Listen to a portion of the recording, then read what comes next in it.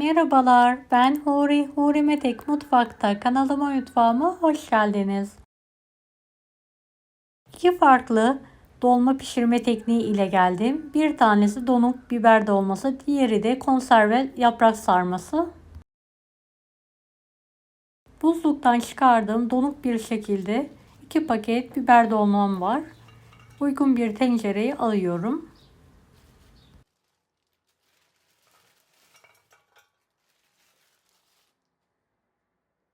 Evet, hiç buzunu çözdürmeden direkt pişirmeye alacağız. Gördüğünüz gibi donuk halde.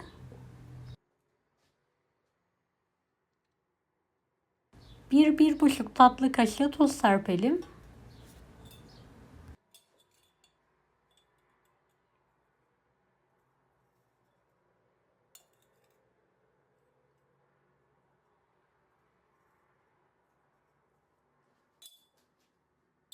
Tencerenin üzerine soğuk su gezdirelim. Fazla su koymamaya dikkat edelim. Fazla su koymamaya dikkat edelim. Kapağı kapatarak ocağın üzerine alalım. Kaynayana kadar yüksek, daha sonra kısık ateşte pişirmeye bırakalım.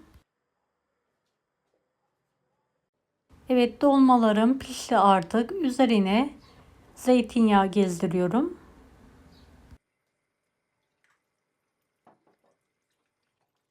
Evet, üzeri için domates sulu bir sos hazırladım. Her tarafına gelecek şekilde gezdirelim.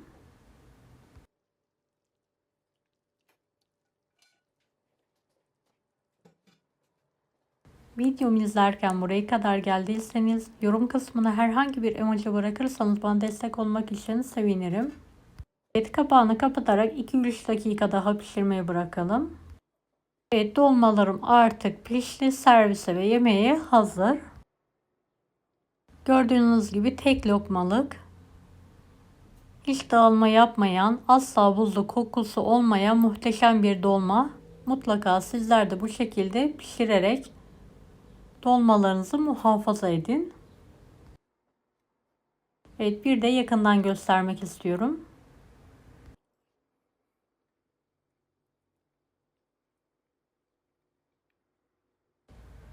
Gerçekten çok lezzetli oldu.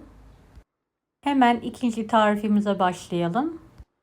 Konserve dolmam var. Kapaklarını hemen açıyorum.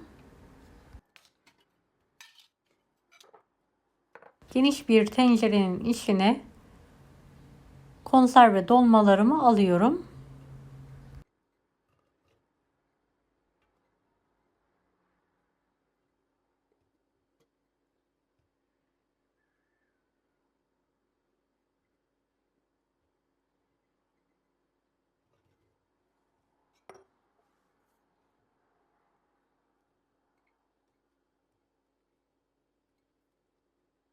Gelişi güzel bir şekilde yerleştirelim.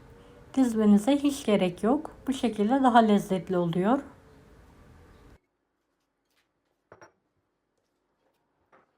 Bir tatlı kaşığı kadar tuz serpiyorum.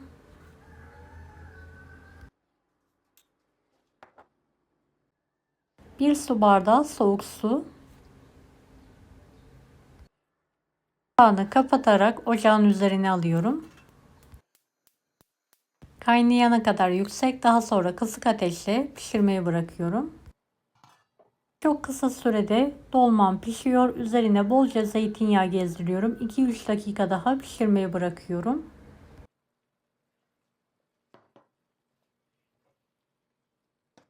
Dolmanın altını kapatarak artık yemeğe ve servise hazırlayabiliriz.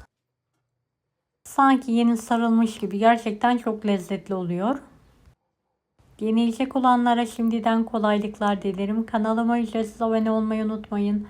Bir dahaki videolarda görüşmek üzere. Allah'a emanet olun. Hoşçakalın. Daha farklı tarifler için bunları da izlemeyi unutmayınız. Afiyet şifa olsun herkese.